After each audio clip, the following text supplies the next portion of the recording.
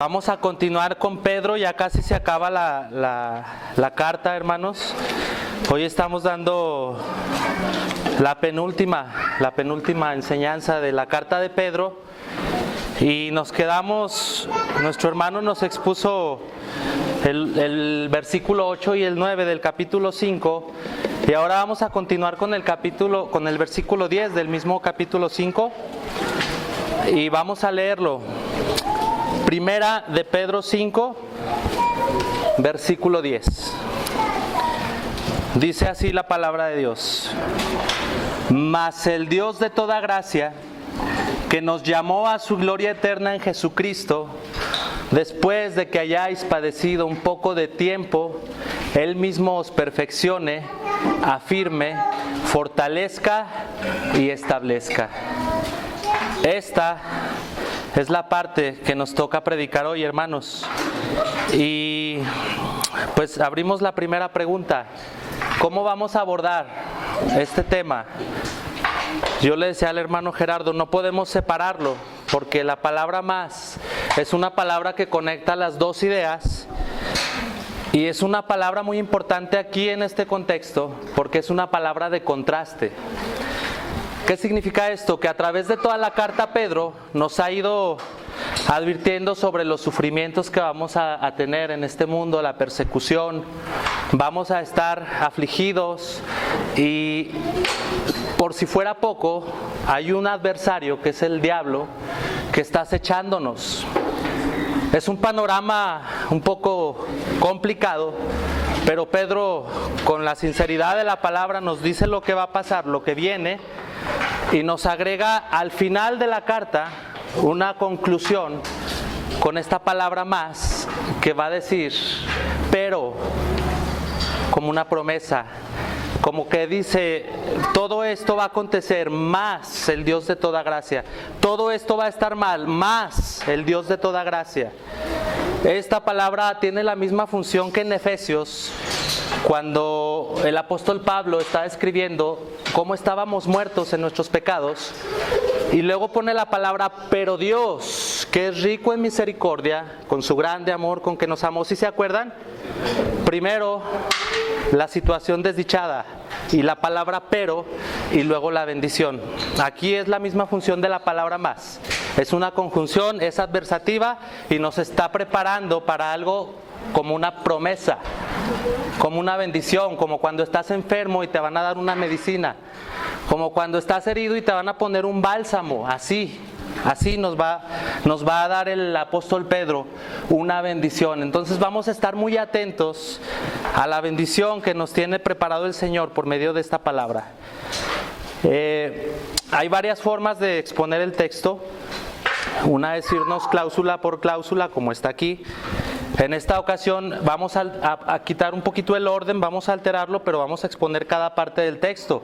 Les resumo lo que vamos a hacer. Primero, vamos a tomar esta parte que dice: después de que hayáis padecido un poco de tiempo, y de aquí vamos a desarrollar un tema, el problema del dolor. Vamos a concluir que en este mundo pues vamos a estar sufriendo.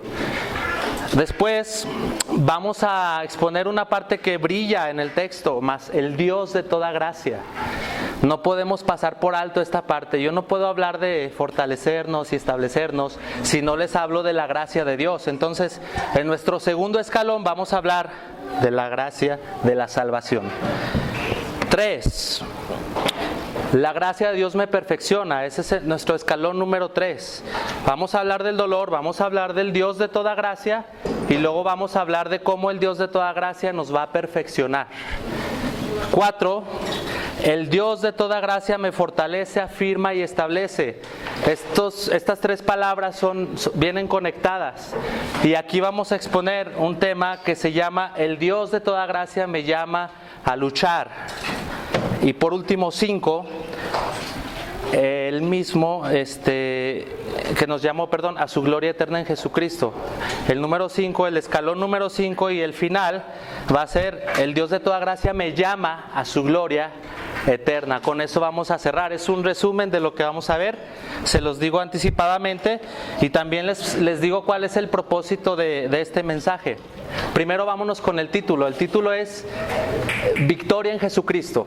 Yo no encontré otro título que encajara mejor en esta predicación que Victoria en Jesucristo. Victoria es una palabra que tiene muchas implicaciones. Por ejemplo, no puedes tener victoria sin una competencia. No puede haber triunfo sin una guerra. Entonces nosotros tenemos victoria con todo lo que la palabra victoria implica, ¿sale? Y la victoria la tenemos en Jesucristo. Victoria en Jesucristo, así se llama nuestro mensaje. El propósito es enseñar a la iglesia que los llamados de Dios son irrevocables.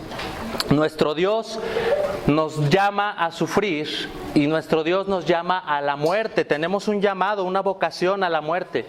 Eso es el panorama primero. Pero después viene otro llamado, que es el llamado a su gracia y el llamado a su gloria eterna. Para que el llamado a la gracia cobre fuerza y el llamado a la gloria eterna cobre fuerza, primero tenemos que ver nuestro llamado al sufrimiento y nuestro llamado a la muerte. Ese es el propósito, hermano, que nosotros podamos ver dónde estamos y que podamos ver hacia dónde nos dirigimos. Vamos pues primero a exponer la primera parte, que es el problema del dolor. Aquí vamos a ver unas consideraciones generales de lo que el dolor significa. El libro de Job, si alguien quiere indagar sobre el dolor humano, pues hay que leer y releer y examinar el libro de Job. Entre las tantas cosas que el libro de Job nos habla, hermanos, acerca del dolor, nos dice una realidad bien simple y bien clara. Así como las chispas vuelan hacia arriba, así los hombres son entregados al sufrimiento. ¿Han visto las fogatas? Cómo las chispas van saltando por ley, por naturaleza, igual que si yo suelto la pluma va a caer, como la ley de la gravedad. De la misma manera todos nosotros, hermanos, somos entregados al sufrimiento por naturaleza. En el libro de Job vemos una historia de sufrimiento. Y aquí tenemos una ventaja muy grande, hermanos. Tenemos una perspectiva general de la escena completa.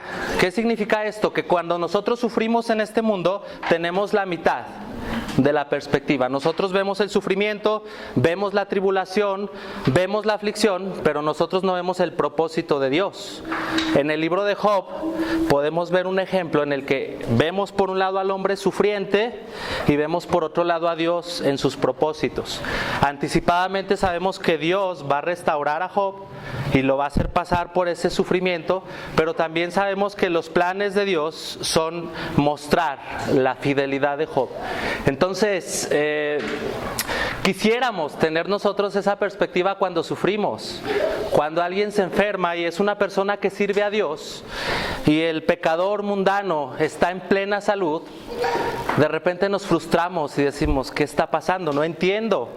Y es normal que no entendamos, hermanos, porque tenemos la visión hacia el frente, pero no hacia arriba. No podemos ver hacia arriba. Sin embargo, podemos confiar como Job, ¿verdad? Podemos saber que en medio de ese problema hay unas cartas que se están jugando en la eternidad que no conozco, pero confío. Entonces, ahí está una enseñanza en el libro de Job. Y así como Job, pues nosotros desde que nacemos, hermanos, gritamos. Los bebés gritan, ¿sí o no, Grace? Cuando nacen, gritamos y somos envueltos en una sábana. Esa sábana es la sábana del dolor. A las aflicciones, a la aflicción le decimos hermana y al dolor le decimos pariente. Está con nosotros, nos acompaña desde el principio hasta el final. El dolor va a estar ahí con nosotros. Aquí no vamos a discutir si hay dolor o no, hermanos. De que hay dolor, hay dolor. Aquí la pregunta que vamos a hacer es, ¿el dolor tiene sentido? ¿Tiene sentido el dolor? La iglesia tiene una historia y la humanidad tiene una historia también. Si nosotros vemos la historia de la humanidad, en la humanidad se han levantado líderes, pensadores, filósofos, poetas, que han expuesto el tema del dolor, pero lo han hecho en el sinsentido. las personalidades han dicho, el ser humano es desdichado porque nace, sufre y muere. No sabe en las tinieblas que anda y no sabe a las tinieblas a las que se aproxima. Estos pensadores han llegado a esas conclusiones, que nuestra existencia es desdichada. Somos arrojados a la existencia, somos arrojados a las brasas del dolor y somos arrojados a la muerte. Y esa es nuestra condición. En la historia humana, el dolor no tiene sentido. En la historia humana no hay escapatoria de la muerte. Entonces hay desesperanza. Esa es la historia humana. En la historia de la iglesia, en la historia de la palabra de Dios, tenemos, en medio de las tinieblas que están reinando, tenemos una luz. Mateo 4:16. El pueblo asentado en tinieblas vio gran luz, y a los asentados en región de sombra de muerte, luz les resplandeció. En medio de este panorama humano viene una luz, un rayo de luz. ¿Cuál es ese rayo de luz?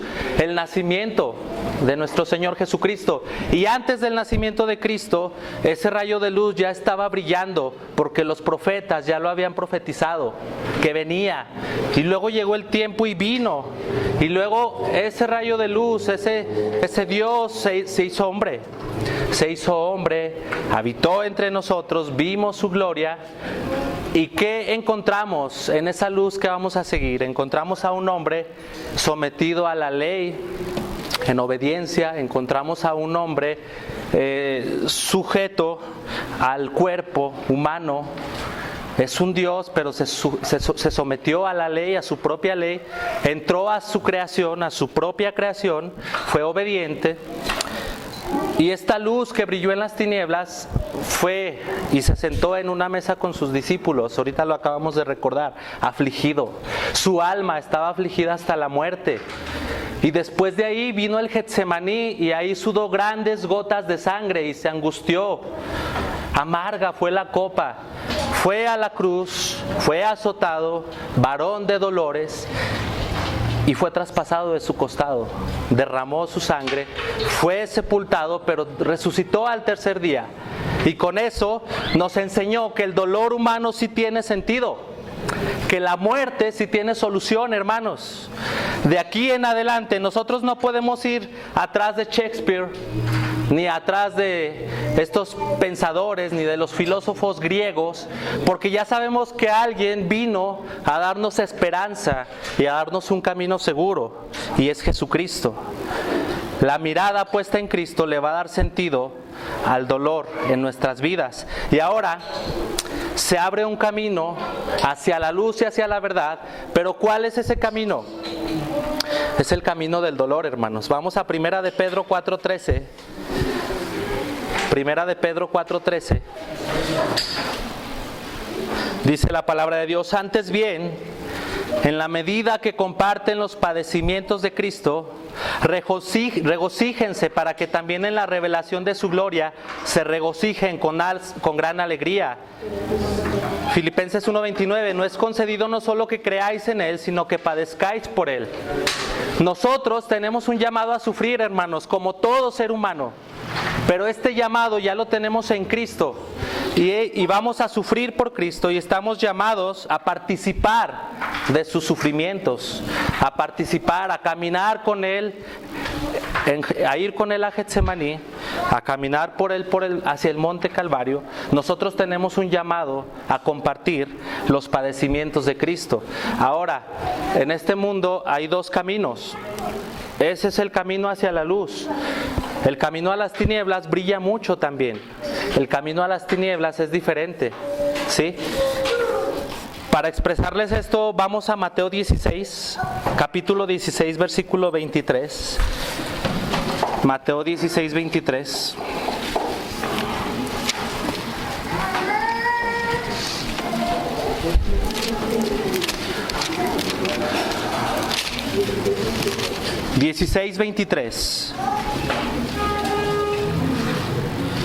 Dice así la palabra de Dios. Para agregar contexto, vámonos desde el 21. Desde entonces comenzó Jesús a declarar a sus discípulos que le era necesario ir a Jerusalén y padecer mucho de los ancianos, de los principales sacerdotes y de los escribas, y ser muerto y resucitar al tercer día. Entonces Pedro, tomándole aparte, comenzó a reconvenirle diciendo: Señor, ten compasión de ti, en ninguna manera te acontezca. Pero él, volviéndose a Pedro, dijo: Quítate de mí, Satanás, quítate delante de mí. Me eres tropiezo, porque no pones la mirada en las cosas de Dios, sino en las de los hombres. ¿Qué le estaba diciendo Pedro a Jesús, influenciado por Satanás? Señor, no sufras, no necesitas ir a sufrir. Tranquilo, ninguna de estas cosas te acontezca. ¿No les parece conocida esta doctrina de Satanás? Sé un poco egoísta para que seas feliz. Tienes que pensar en ti antes que en los demás. Tienes que amarte mucho para que puedas amar a los demás. Estas doctrinas humanas quieren a toda costa que tú evites el sufrimiento. Te venden en la feria de la vanidad, te venden una idea de que tú estás aquí para ser feliz, para tener paz y gozo, como si tu paraíso fuera este mundo caído. ¿Cuál es el engaño de Satanás? Ese, que no sufras, que te la lleves tranquilo, que agarres el control y que pongas Netflix y te relajes. No tienes por qué sufrir en la oración, no tienes por qué sufrir yendo a la iglesia cada domingo. No, relájate, tranquilízate, vida nomás es una, bebe, come. Esa es una doctrina de Satanás. Es necesario que nosotros vayamos tras Cristo y que sigamos sus pisadas. El Señor empezó a caminar en un camino lleno de piedras, lleno de vidrios, descalzo, y nosotros decidimos: voy por ahí siguiendo a Cristo, siguiendo a la luz, o me voy por el camino fácil, siguiendo a las tinieblas. Es una decisión que tenemos que tomar. El sufrimiento, dice el apóstol Pedro en nuestro texto, hermanos, es por un poco de tiempo. No es para siempre. Aquí no está hablando de que ahorita me duele la cabeza y luego se me quitó. No, si te duele la cabeza ahorita, mañana te va a doler la rodilla. O sea, no está hablando de eso, está hablando de ese poco de tiempo es la vida, hermanos. Podemos ver la vida como una tormenta en la que hay muchos sufrimientos. Un hombre de Dios dijo que era una tormenta y que nosotros, los hijos de Dios, vamos navegando y saliendo de la tormenta, los que estamos en Cristo, pero los que no, el ser humano natural navega hacia el ojo de la tormenta y nunca va a salir de la tormenta. Nosotros estamos en la tormenta, pero vamos navegando hacia donde está la paz. Entonces, hermanos, un poco de tiempo es la vida, y si tú estás sufriendo, pues ten paciencia, porque la palabra de Dios sinceramente nos está diciendo que sí vamos a padecer, pero que es por un poco de tiempo. Amén. La vida es una neblina, hermano, la vida es como la flor del campo, y de la misma manera los sufrimientos son una neblina y los sufrimientos son como la flor del campo, y nuestros sufrimientos van a marchitarse pronto. ¿Cuál es tu sufrimiento, hermano? A lo mejor los jóvenes están sufriendo por el amor, y nosotros los más grandes nos da un poco de ternura, pero en lo que ellos están sufriendo es mucho sufrimiento. Ya todos pasamos por ahí. Algunos están sufriendo por enfermedades degenerativas como la diabetes o qué sé yo. Ok, hermanos, es un poquito de tiempo. Paciencia, tranquilos, es un poco de tiempo, pero vamos a sufrir. Agradecemos la sinceridad de la Escritura, que no nos dice mentiras. Hay un hermano que lo expresa así con un ejemplo. Llevé a mi hija al dentista y le dije que todo iba a ser bonito, le dieron una paleta, pero cuando se sometió a la cirugía y le salió sangre y le dolió, salió y reprochó con la mirada a su papá y le dijo: ¿por qué no me dijiste cómo era en realidad? ¿Por qué me manejaste un mundo de color de rosa con mariposas y caramelos y luego me sacan la sangre y me duele? El papá quizá debió decir, te va a doler, va a ser difícil, se te va a inflamar, pero luego se te va a quitar. Dios es muy sincero en su palabra con nosotros. Vamos a padecer, vamos a ser sometidos al sufrimiento. La fe viene con impurezas como la incredulidad, la desconfianza. Entonces es metida al fuego y se purifica. De antemano la palabra de Dios nos avisa hacia dónde vamos, hermanos. Y tenemos que armarnos con el pensamiento de que vamos a sufrir un poco de tiempo. Pasamos a nuestro segundo tema, que es la gracia de la salvación. El Dios de toda gracia, dice aquí el apóstol Pedro, el Dios de toda gracia. Como cristianos entendemos la gracia. Por muy nuevos que seamos, podemos saber que la gracia es un favor inmerecido. Algo que yo no merecía, me lo otorgan, pero no nomás no lo merecía, yo me merecía el infierno y a cambio me dan el cielo. No nomás me quitan del infierno, sino que me dan el cielo.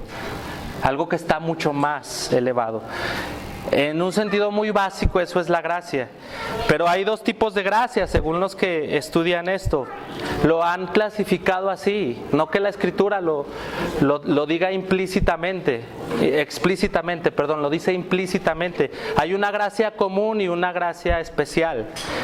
¿Cuál es la gracia común? Déjate, invito a que la veas por ti mismo. Tú puedes salir y ver el sol cómo está brillando, y está brillando para los pecadores y para los cristianos. Está brillando para los santos y para los blasfemos. Tú puedes ver la gracia común en el ateo que conoces, que tiene salud, que tiene un carro, que tiene una casa, que tiene unos hijos, y blasfema contra Dios y está lleno de bendiciones. Esa es la gracia común. Tú puedes ir al mercado y puedes ver jitomates, calabazas, lechugas. Puedes ver a la tierra produciendo alimento para todos, no nomás para los cristianos, para todo ser humano. Eso es la gracia común. Tú puedes ver a tu amigo, el vecino, que niegan al Señor, pero están respirando su aire, están respirando su oxígeno. Esa es la gracia común. Pero más allá de la gracia común, hay una gracia que es más fuerte que la gracia común, es la gracia especial. Y no todos participan de la gracia especial. Y para que la gracia especial tenga sentido, la tenemos que contrastar, hermanos, con la idea de un juez, primero. Dios tiene atributos, es amoroso, es misericordioso, es inmenso, es sabio. Y uno de sus atributos es la justicia. Y Dios es un juez que está sentado en su trono. Y grábate esto, hermano, Dios te ve. Dios te está viendo. Y no te está viendo en panorámica, como si estuviera sentado en un monte alto y viera la ciudad y a todos moviéndonos. No. Dios se sienta en el trono y te sienta a ti en una silla y te ve. Y ve tus movimientos. Si te vas a la izquierda, Dios te está viendo. Si te vas a la derecha, Dios te está viendo. Si te encierras en tu habitación, Dios te está viendo, hermano. Si te escondes en un manto negro, Dios te ve. Si tú piensas cosas buenas, Dios las ve. Y si tú le das a lugar en tu mente a cosas perversas, hermano, Dios te ve. Y Dios te ve como si fueras la única criatura en el universo. Él es omnisciente y es omnipresente. Y cuando tú andes, cuando tú camines, cuando tú te levantes, cuando tú trabajes, considera esto, hermano, Dios te ve. Dios te está viendo. Y Dios es un juez. Y Dios tiene en la mano toda la historia de tu vida, desde que naciste hasta que mueras. Las cosas donde quisieras que todos las vieran que has hecho tus buenas obras, Dios las ve. Las cosas vergonzosas que no quisieras que nunca nadie se enterara, Dios las ve. Dios está viendo todo, hermano. Y con esta realidad tan profunda de que Dios nos ve, quisiéramos, ¿verdad?, que Dios fuera simplemente amoroso y ya. Pero Dios es justo, es juez. Y Dios ha dado una ley. Y esa ley es para los que quieran vivir por ella, que la obedezcan al 100%. Ese es un camino a la salvación que es por el monte Oreb, por donde fueron entregadas las tablas de la ley. Y si no obedeces cada punto de la ley, y yo no nomás digo la ley como está expresada de no matarás, sino el espíritu de la ley como lo enseña Cristo. No aborrezcas, porque si aborreces o si guardas rencor, eres un homicida. No cometerás adulterio, pero si miras a una mujer y la codicias, eres un adúltero. La ley y el espíritu de la ley están ahí para que tú obedezcas cada punto y tengas vida eterna. La pregunta es, ¿quién ha llegado al cielo por ese camino? Los jueces de la tierra, cuando se enfrentan en un juicio, tienen que reunir las evidencias para ver si el culpable es culpable o si el inocente es inocente. El juez de toda la tierra tiene su ley y tiene el caso resuelto desde un principio y sabe quién es culpable. Y desde Adán hasta el último hombre hoy, todos son culpables, hermanos. No hay nadie que pueda seguir la ley y no hay nadie que pueda salvarse por medio de la ley. Gálatas 3:10, maldito todo el que no permaneciera en todas las cosas escritas en el libro de la ley para hacerlas. Hermanos, cuando estás bajo la ley, estás bajo maldición. Y si tú ahorita te arrepintieras y dijeras, ahora sí voy a caminar en rectitud, atrás de ti hay una lista de pecados que te acusan y te condenan. Estás bajo la ley, estás bajo maldición. El apóstol Pablo dice en Romanos 7, si quieren buscarlo. Romanos 7, capítulo 7, versículo 8. Y yo sin la ley vivía en un tiempo, pero venido el mandamiento, el pecado revivió y yo morí. Y hallé que el mismo mandamiento que era para vida, a mí me resultó para muerte. En la palabra de Dios, por ejemplo, en el libro de Romanos, nosotros podemos ver que habla mucho de la ley en un sentido negativo, Pablo, y los judíos lo empezaron a atacar porque pensaron que estaba atacando la ley. Pero no nos confundamos, hermanos, la ley es justa, la ley es buena, la ley es santa, pero por medio de la ley es el conocimiento de nuestro pecado. La ley con su luz viene a iluminar todo y en esa luz se manifiesta nuestra culpabilidad.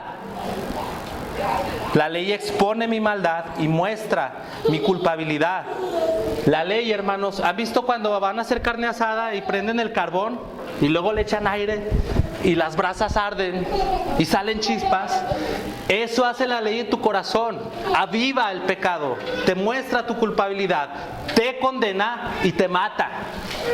Eres culpable y la ley lo demuestra. La ley te dice, ahí está. Estás muerto en tus pecados, estás condenado. El juez de toda la tierra te va a condenar por quién eres y por cómo eres. Eso es lo que hace la ley.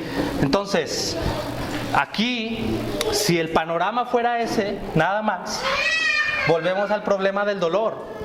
Sería sombrío, negro, nuestra existencia no tendría sentido y la muerte estaría esperándonos para la condenación eterna. Simple. Pero Dios, que es rico en misericordia, ha provisto un camino diferente, el camino de la gracia, hermanos. Este camino de la gracia contrasta con el camino de la ley y de las obras. Hay algo importante que aclarar. Cuando nosotros recibimos la gracia de Dios, las obras vienen enseguida. Pero mucha gente tiene un problema con esto. Quieren poner obras y quieren poner la gracia enseguida. Y no se puede, porque de esa manera la gracia ya no es gracia. Tenemos que poner primero la gracia y luego las obras, y de esta manera las obras ya son obras. La gracia ya es gracia, perdón. Ese es el dilema que nos muestra el apóstol Pablo en el libro de Romanos. Podemos ver que nosotros estábamos muertos en nuestros pecados y que la gracia vino y nos dio un llamado a la salvación, hermanos. Y nosotros éramos como Lázaro. ¿Cuántos días llevaba muerto Lázaro? Su cuerpo se estaba descomponiendo. Tenía vendas a su alrededor. Estaba en una tumba en plena oscuridad y desde ahí escuchó la voz: levántate. Y Lázaro se levantó. obedeció el llamado, hermanos. Cuando nosotros recibimos el llamado de la gracia, nosotros estamos en igualdad de condiciones que Lázaro. Estábamos muertos en nuestros pecados. Y aquí hay que aclarar que hay unas personas que dicen que la gracia estaba ahí y que yo fui y la tomé, pero que el que estaba a un lado de mí no la tomó. Entonces la salvación es por obras. Y dice Juan, no por voluntad de carne, ni por voluntad de sangre, ni por voluntad de varón, sino de Dios. Yo no tuve nada que ver con mi llamamiento a la salvación, hermanos. Yo estaba muerto. Yo no tuve nada que ver con que pudiera alcanzar, sí, voy a ser salvo por gracia. Yo estaba muerto y Dios, en su misericordia, me dio un llamado eficaz para la salvación. Yo estaba muerto en mis pecados y vino la salvación por gracia y se abrió, aparte de la ley, el camino de la salvación por fe. Y ya no es por obras, amén. Las obras son importantes también. Hay gente que dice que está en la gracia, pero no tienen buenas obras y siguen siendo esclavos del pecado. Cuando nosotros recibimos el llamado eficaz a la gracia de Dios, también recibimos un regalo. Ese regalo se llama regeneración o corazón nuevo. Cuando Dios nos salva por gracia, nos da un corazón nuevo que ya no se aviva con la ley para condenación. Es un corazón nuevo que tiene el poder de someter al pecado. Y ya no me son gravosos los mandamientos de Dios si estoy en la gracia, sino que me deleito en los mandamientos de Dios. Ese corazón nuevo viene por fuerza después de nuestro llamado de la tumba. Si tú dices que eres cristiano y sigues esclavo del pecado y no tienes buenas obras, pues no has sido llamado a la gracia. Pero si tú fuiste llamado y tú ves en tu vida que vas progresando y vas cada vez ganándole más terreno al pecado y vas tomando fuerza, vas a estar, como dice Romanos 6, el pecado no se enseñoreará más de vosotros, pues no estáis bajo la ley, sino bajo la gracia. La gracia trae poder para la obediencia, pero cosas contra las cuales no hay ley, los frutos del Espíritu ahí están: amor, paz, fe, bondad, paciencia, gozo. Contra tales cosas no hay ley, están por encima de la ley. La pregunta es si esa es nuestra condición, hermanos. La gracia especial brilla porque hay un juez y una ley que nos condenan, pero también hay un camino que se abrió, un camino nuevo en el que podemos ser salvos por la fe sin obras. Ese es el Dios de toda gracia. Y te pregunto, hermano, ¿cómo es el Dios de toda gracia que te dio la salvación por medio de Cristo? Te puede negar cosas si se las pides en el sentido espiritual. Si estás inmaduro en un área de tu vida y se lo pides al Dios de toda gracia que te dé madurez, ¿el Dios de toda gracia se va a negar? Si estás batallando con un pecado y estás perdiendo y le clamas al Dios de toda gracia, ¿el Dios de la gracia no te va a dar victoria sobre ese pecado, hermano? Por supuesto que te va a dar todo, porque en la salvación nos ha dado todo. Y eso nosotros tenemos que echarlo a andar, tenemos que pedirle, porque Él es el Dios de toda gracia. Pasamos al siguiente escalón: el Dios de toda gracia me perfecciona. Él mismo os perfecciona, dice aquí el apóstol Pedro. Los seres humanos, hermanos, tenemos una característica: que nosotros empezamos proyectos y no los terminamos. ¿Sí? Nosotros emprendemos algo pero no acabamos. ¿Sí? Queremos terminar un libro, lo empezamos pero no lo terminamos. ¿Sí? O queremos, como yo, ¿verdad? Yo terminé mi licenciatura pero no me titulé. Un ejemplo, ¿verdad? Un ejemplo. Así somos los seres humanos, comenzamos, pero no terminamos muchas cosas y muchas veces. A veces por negligencia y a veces porque llega la muerte y termina con nuestros proyectos. Pero esa es una característica humana. Filipenses 1:6 dice: estando persuadidos de esto, que el que comenzó en vosotros la buena obra, la perfeccionará hasta el día de Jesucristo. La verdad es que Dios, el Dios de toda gracia, hermano, nos va a perfeccionar. Él comenzó, Él nos llamó de la tumba y Él nos va a formar y nos va a hacer perfectos, porque Él no es un hombre para que no termine el proyecto. No se trata de que fuiste llamado por la gracia, pero el pecado fue más fuerte y te perdiste en la eternidad, en el infierno. No, señores, el Dios de toda gracia va a terminar lo que comenzó en nosotros. Esa salvación que se manifestó con nuestro primer llamado a la gracia va a ser terminada. ¿Cómo? Después de que hayamos padecido un poco de tiempo. Hay dos formas de ver la perfección que Dios va a hacer en nosotros. Una es gradual. Con cada prueba, con cada reto, con cada aflicción, Dios me va limpiando y Dios me va perfeccionando. Pero hay una que va a ser completa y plena, que es cuando seamos glorificados. Cuando Dios nos dé un cuerpo glorificado, que ya no va a estar sujeto a debilidades, hermano. Aquí tenemos una cita del apóstol Pablo, donde, bueno, no la vamos a ver para seguir avanzando, pero nos habla de la glorificación de nuestro cuerpo, que esto corruptible se va a vestir de incorrupción, que esto en debilidad se va a manifestar en gloria. Nosotros tenemos una promesa, hermanos, a ser perfeccionados y a ser libres de nuestros fallos, de nuestros errores. Y tenemos un llamado en nuestro cuerpo a ser libre de nuestras enfermedades también.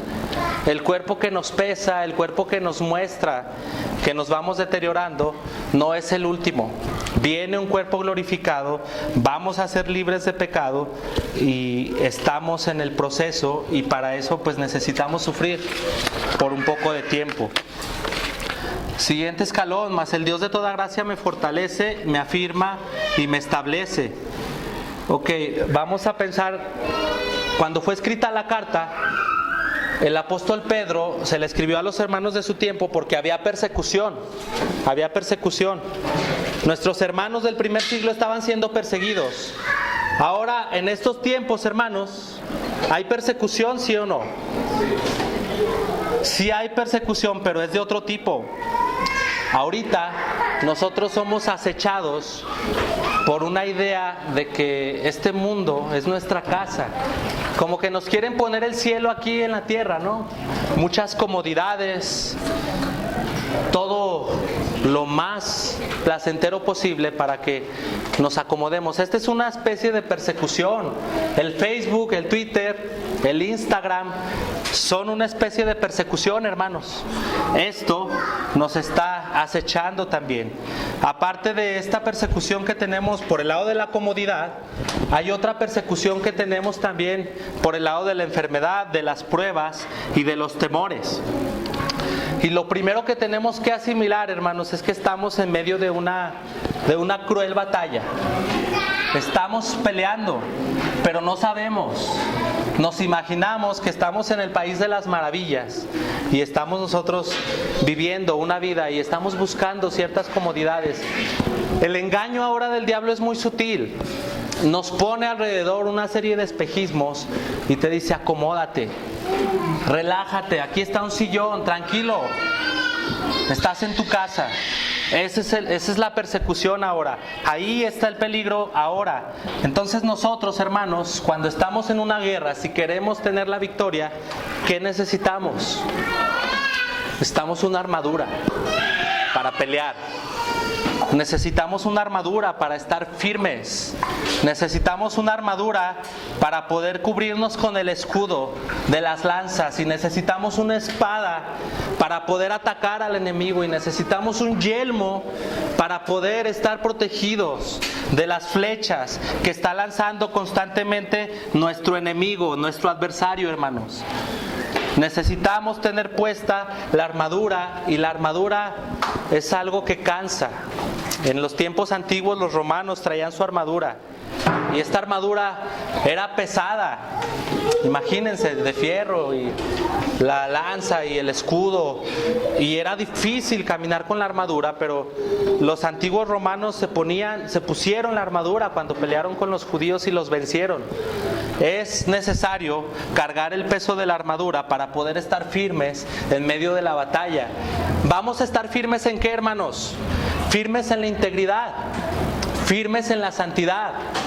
Ya les dije que las acechanzas vienen de otro modo, sutil, por medio de redes sociales, por medio de comodidades. Entonces nosotros vamos a poner la armadura y vamos a permanecer firmes, porque el capitán desde la ciudad celestial nos dice: permanezcan firmes en la santidad, permanezcan firmes en la integridad, afírmense, no rompan filas, fórmense bien, pónganse firmes y resistan. Viene enfermedad, resiste, hermano. Vienen tentaciones, viene pecado, resiste. Ponte la armadura, ciñe tus lomos y resiste.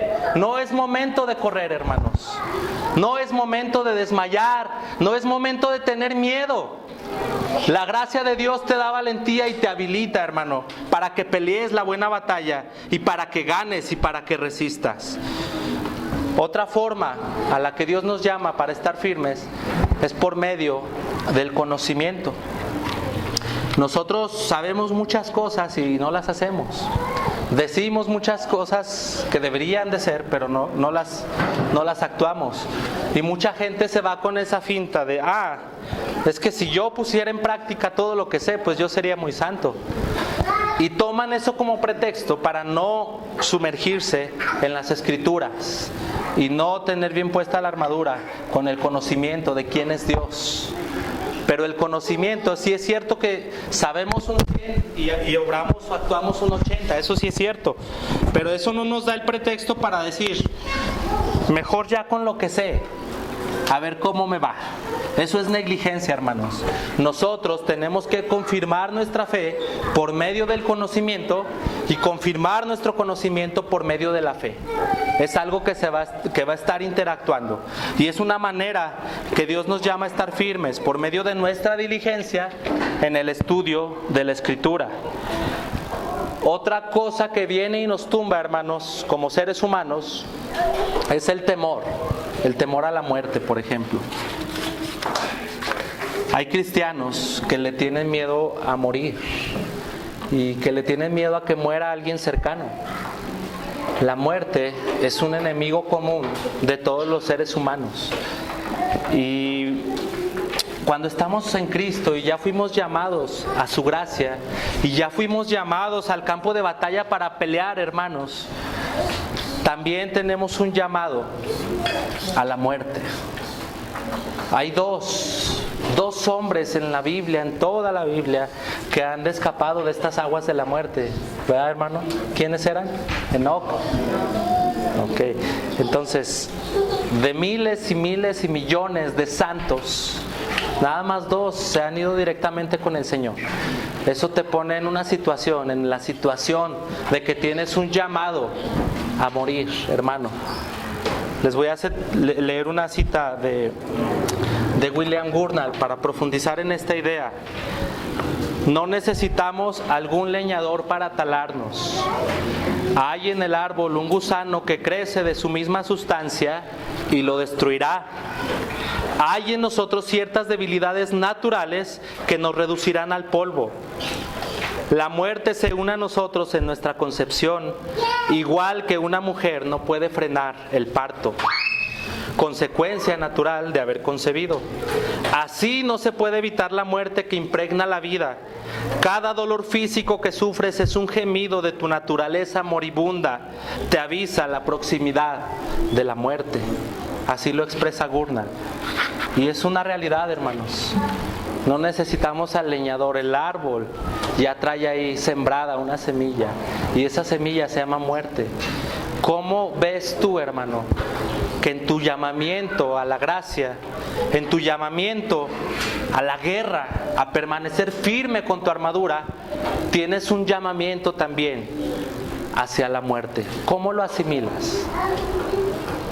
Vemos mucho los cristianos a través de la historia la travesía de un hombre que se llamaba cristiano, que salió rumbo a la ciudad celestial, cayó en el pantano de la convicción del pecado, se salió del pantano y empezó a caminar en medio de 2 leones, pero los leones estaban encadenados, hermanos, y le dijeron: pasa, los leones están encadenados. Ahí la lucha era contra el miedo. el terror, enfrentar la muerte. Cristiano pasó por en medio de los leones y no le pudieron hacer nada. Después, Cristiano vio el camino que estaba muy difícil y se desvió a su izquierda, un camino más suave, y cayó en el castillo de la duda, en el castillo de la desconfianza. Y un gigante lo atormentaba y le decía, quítate la vida. Y Cristiano agarró la llave de la promesa y se salió del castillo. Y cuando salió del castillo victorioso, llegó a una cima y descansó. Pero se durmió más tiempo del que debería y perdió un pergamino. Bajó y estaba triste y abatido, pero le dieron consuelo. Cristiano siguió avanzando y se enfrentó con un demonio que se llamaba Apolión. Pero Cristiano se puso la armadura, hermanos, y empezó a pelear con el Apolión. Y le daba con su espada y el Apolión le daba, pero ponía su escudo. Y fue una batalla a muerte. Y Cristiano casi muere, pero el Señor lo sacó de con Apolión. ¿Y a dónde lo llevó? Lo llevó al valle de la humillación. En un valle donde se oían voces, donde estaban los demonios acechando, donde estaba el terror y el miedo envolviéndolo. Y Cristiano con lágrimas atravesó el valle de la sombra de la muerte, hermanos. ¿Y llegó a dónde? A las aguas del río.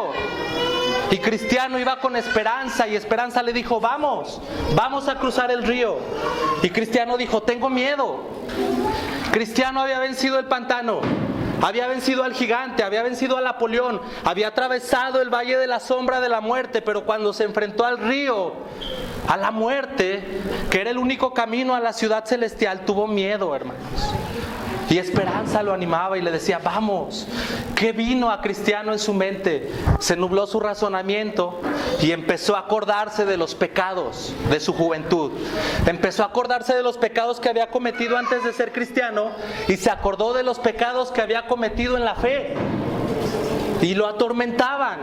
Ese es un aguijón muy común del diablo, es una flecha que lanza comúnmente cuando pecamos. Pero si tenemos un fundamento de que hemos sido justificados por la fe, nuestros sentimientos no van a ganar.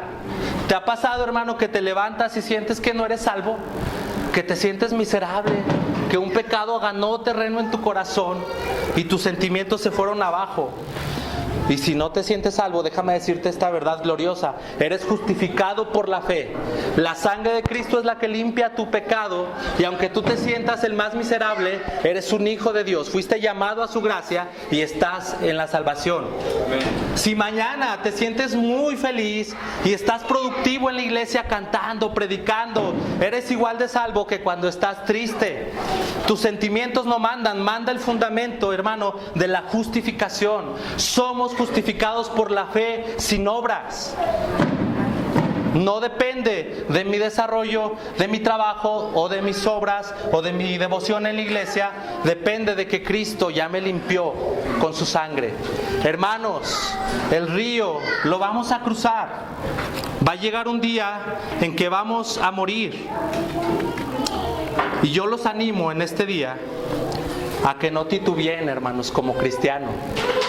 El escritor del Progreso del Peregrino, que es lo que les estaba explicando ahorita, muestra una verdad bien profunda, que muchos de nosotros vamos a enfrentar al día malo y a lo mejor no vamos a estar 100% preparados. Quizá vamos a sufrir. Y aquí nos agarramos otra vez de la promesa de que aunque ande en valle de sombra de muerte, no temeré mal alguno. Hermano, la palabra de Dios dice que nos preparemos, que vamos a enfrentar el día malo. Sí, ese día viene porque viene. Pero nosotros desde hoy tenemos que actuar, tenemos que obrar, tenemos que afirmar nuestra fe como si ese día estuviera cerca. Dios quiera darnos muchos años y llegar a la vejez, Dios quiera. Sin embargo, como no sabemos, desde hoy tenemos que agarrar nuestras provisiones, tenemos que llenarnos de la palabra, tenemos que tener comunión con Dios íntima para cuando me toque pasar por el río yo no vaya a titubear. Amén.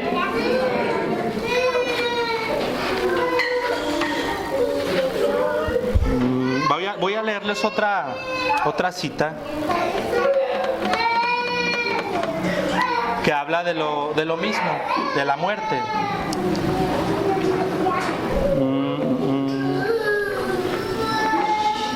Dice así, es de Gurnall también. Arropa tu alma cansada en esta promesa. Hay un reposo para el pueblo de Dios. No estás golpeando al aire, sino que luchas para ganar el cielo y una corona permanente.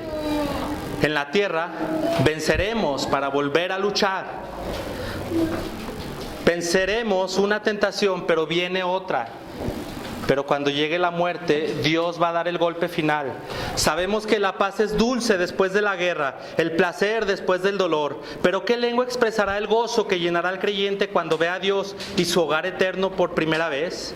Si conociéramos más el fruto glorioso, no nos preocuparíamos tanto por la muerte ni por el conflicto presente. Hermanos, hay que arrancar las raíces de este mundo y de esta comodidad. Nuestra casa, nuestros hijos, nuestra ciudad, nuestro país. Si están demasiado arraigados en el corazón, hermano, va a doler el día que dejemos todo atrás. Nuestro corazón tiene que estar con el ancla en los cielos, buscando las cosas de arriba. Y el día que el Señor nos llame, va a ser una ganancia, no va a haber temor, no va a haber pérdida. La pérdida es ahorita que estoy sufriendo por un poco de tiempo, pero mi corazón debe de estar en esa ancla fuerte, que es la vida eterna, hermanos.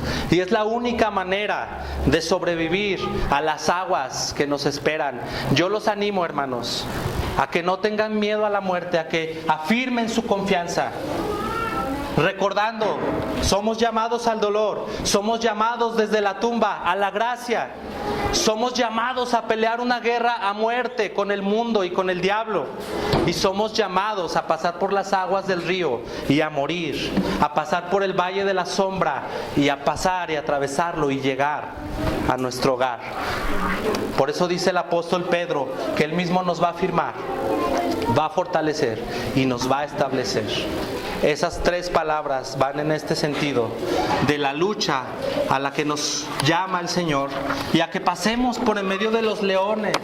Están amarrados, hermanos. El aguijón de la muerte no nos puede vencer para siempre a nosotros que estamos en la fe. Y ya para ir cerrando, el Dios de toda gracia que nos llama al dolor, el Dios de toda gracia que nos llama a la guerra, el Dios de toda gracia que nos llama a cruzar las aguas del río, es el Dios de toda gracia que nos llamó ¿a dónde? A su gloria eterna. ¿En quién? En Cristo Jesús. Oh, promesa cumplida. Esta promesa se va a cumplir. Esta fe se va a esclarecer, hermanos. Ahorita vemos como en un espejo borroso, pero va a llegar el día que vamos a ver con claridad. Con claridad. Y de verdad, hermano, de verdad, ¿tú crees que cuando cierres tus ojos a este mundo, los vas a abrir y vas a ver la eternidad? Está establecido para que todos muramos una vez y después de esto el juicio. Muchos cristianos todavía lo dudan. Muchos cristianos dicen, ¿será cierto que hay un cielo? ¿O será cierto que hay un infierno y que mi vecino, el que se murió en sus pecados, va a ir al infierno? ¿No será que murió y se acabó? ¿No será que es como una hoja del árbol que se cayó y se marchitó y ya nadie la conoció? No, hermanos, la palabra de Dios nos habla de eternidad. La palabra de Dios nos dice que después de morir viene la verdadera vida. Dijo un poeta, la vida es como un sueño, y sí es un sueño. Cuando mueres despiertas. Muchos lo han manejado al revés. Esas son fantasías, el cielo y el infierno. La vida es ahora. Y la palabra de Dios nos dice al revés. Ahorita está una vida muy corta, pero cuando mueras vas a despertar a la realidad que va a ser terrible o va a ser gloriosa, según en dónde estés caminando, en las obras o en la gracia. En las obras para salvación, por supuesto, ¿verdad? Entonces, en el tema de la resurrección, hermano, ha habido muchos ataques desde tiempos antiguos. Los fariseos y los saduceos, ellos decían, no hay resurrección, el cuerpo muere y se acaba todo. Y los fariseos, sí hay resurrección, sí hay resurrección. Este tema no es nuevo, hermano. Hoy tenemos a los agnósticos, a los ateos, que dicen que la vida es todo lo que tenemos y que la disfrutemos al máximo, que se va a acabar. Si nos vamos por esa puerta ancha, ahí vamos a acabar perdidos en la eternidad, hermanos. Todo lo que hagamos en esta vida depende de si creemos en la resurrección o no. Y nosotros podemos declararlo con nuestra boca, pero podemos actuar como si no hubiera vida después. Me preocupo tanto por mi futuro aquí en la tierra. Tengo que dejar pagada la hipoteca, tengo que dejar todo así. Y nuestra mente está aquí nada más. Y nunca consideramos la eternidad, se nos olvida. Y decimos, cuando llegue el momento ya veré cómo le hago. No, Señor, así no funciona. Desde hoy tenemos que prepararnos para la eternidad. Hay una cita que dice, el Hijo del Hombre padeció hasta la muerte, no para que los hombres no sufriéramos, sino para que nuestro dolor pudiera ser como el suyo. ¿Se acuerdan del dolor sin esperanza y sin sentido? En Cristo, nuestro dolor es como el suyo. ¿Cómo? Padecimiento, sufrimiento, muerte, pero resurrección. Padecimiento, muerte, pero gloria eterna. Ahora nuestros sufrimientos son como el suyo. Vamos caminando con Cristo. Estamos en el huerto de Getsemaní con Cristo. Vamos con Cristo y lo acompañamos en sus sufrimientos, porque Él es el varón de dolores. Pero hay gloria eterna, hay esperanza, hay vida, hermanos, después de la muerte. Apocalipsis 21, vamos a Apocalipsis 21.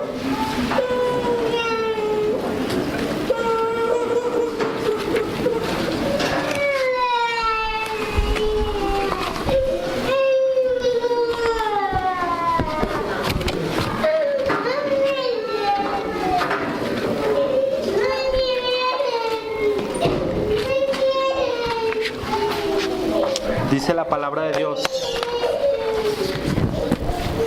vi un cielo nuevo y una tierra nueva, porque el primer cielo y la primera tierra pasaron y el mar ya no existía más. Y yo, Juan, vi la santa ciudad, la nueva Jerusalén, descender del cielo de Dios, dispuesta como una esposa ataviada para su marido. Y oí una gran voz del cielo que decía: he aquí el tabernáculo de Dios con los hombres, y Él morará con ellos, y ellos serán su pueblo, y Dios mismo estará con ellos como su Dios.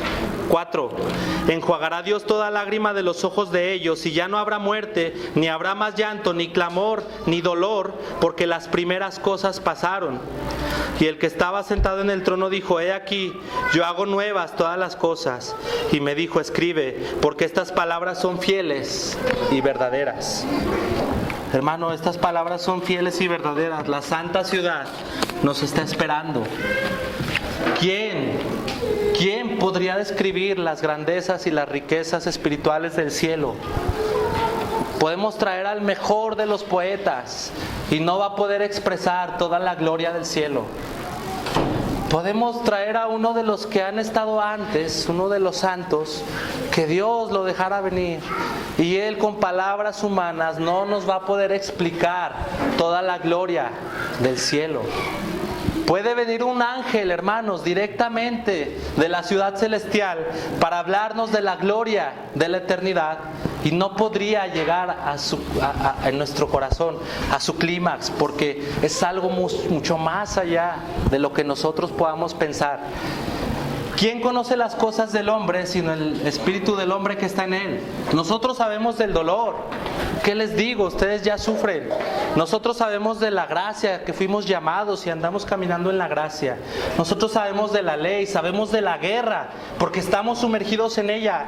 Pero, ¿qué sabemos nosotros del cielo?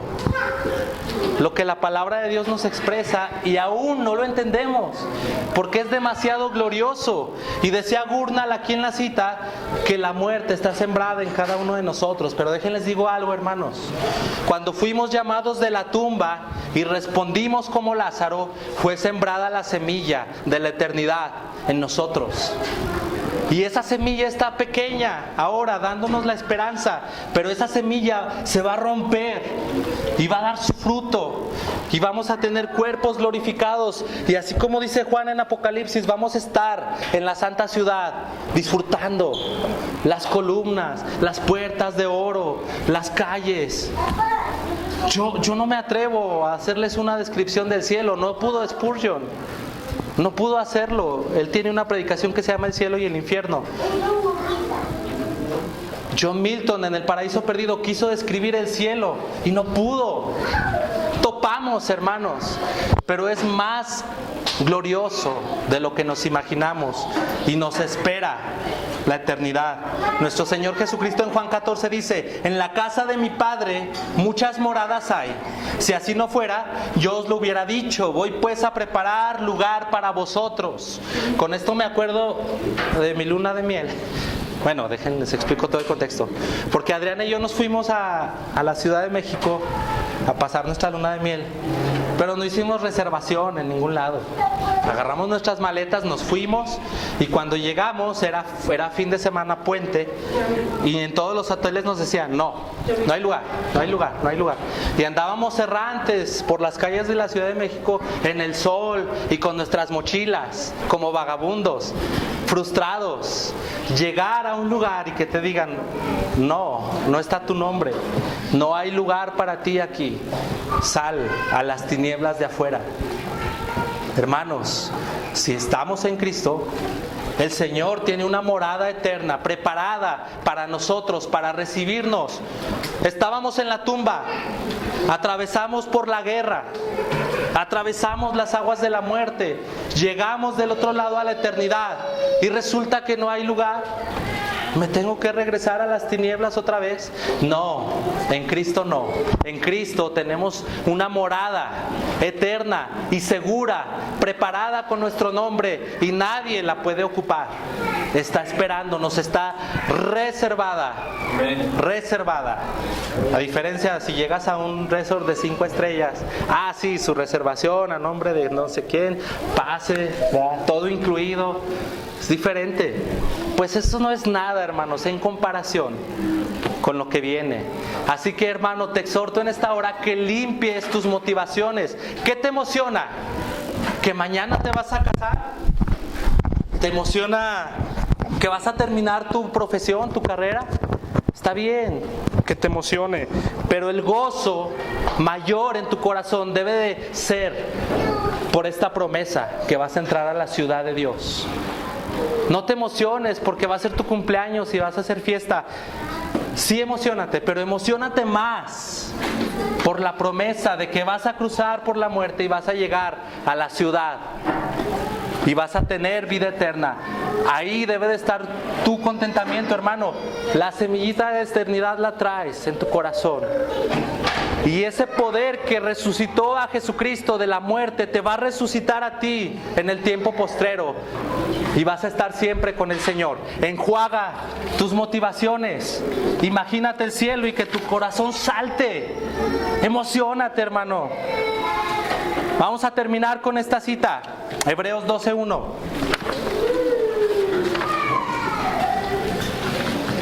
Por tanto, nosotros también, teniendo alrededor nuestra tan gran nube de testigos, despojémonos de todo peso y del pecado que nos asedia y corramos con paciencia la carrera que tenemos por delante, puestos los ojos en Jesús, el autor y consumador de la fe. La muralla de la gran ciudad allá está en lo alto y desde allá los santos gritan, los testigos: ¡vamos! pelea y toma la ciudad. La ciudad será tuya, así como fue nuestra. Nosotros ya padecimos un poco de tiempo. El apóstol Pedro, el apóstol Juan, Esteban, y luego después Calvino, Lutero, Spurgeon, Wesley, todos ellos ya sufrieron su tiempo. Ahora es tu turno de sufrir, hermano, pero tú vas a cruzar las aguas y vas a llegar a la ciudad. Y teniendo esta nube de testigos, anímate y despójate también de todo lo que te estorbe. Amor al mundo, temor a la muerte, amor al pecado. Despójate de todo peso, hermano, porque la gloria venidera es mucho, mucho más grande que cualquier cosa que puedas tener en este mundo. Así que después de los sufrimientos más el Dios de toda gracia, pídele, hermano, pídele. No hay nada grande para el Dios de toda gracia, que nos llamó a su gloria eterna en Cristo Jesús. Después de que hayamos padecido un poco de tiempo, Él mismo, a cada uno de nosotros, nos perfeccione, afirme, fortalezca y establezca. Amén.